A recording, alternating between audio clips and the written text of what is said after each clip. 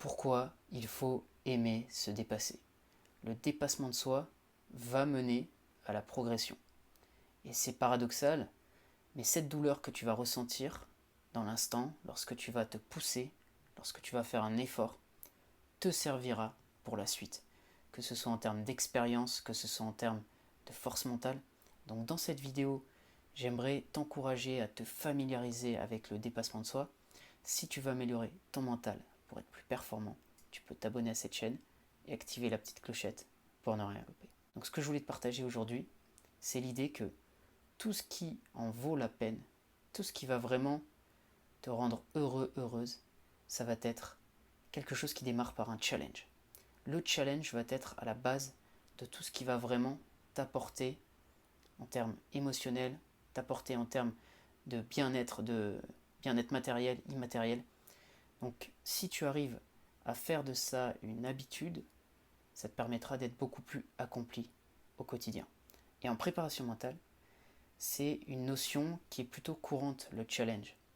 Et en général, tu vas essayer de chercher à aligner tes ressources mentales avec le challenge, avec le niveau de défi, le niveau de demande. Si tu as une demande élevée, tu vas essayer de faire matcher tes compétences, tes ressources mentales, pour être au même niveau. C'est pourquoi il faut s'entraîner et ne pas aller dans des challenges trop importants par rapport à notre niveau de compétences actuel. Alors certes, tu peux tenter de le faire, c'est faisable de pouvoir élever son niveau, mais sans un entraînement, sans les méthodes qui te permettront de le faire, eh bien tu peux vite rentrer dans un état où tu vas être submergé. Donc c'est bien de vouloir aller au niveau plus haut, c'est toujours mieux de vouloir se challenger, mais maintenant il faut avoir une approche équilibrée et une approche sage de tout ça, des challenges qu'on va mettre en place au quotidien.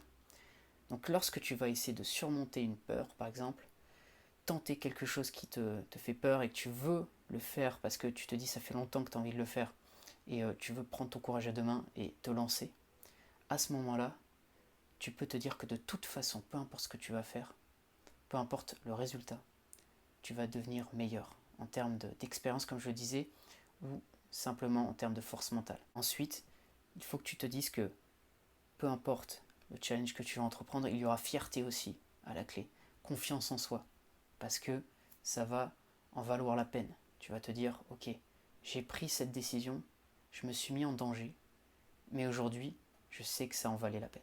Je sais que j'ai pris la bonne décision en ce qui concerne ma personnalité et ma progression.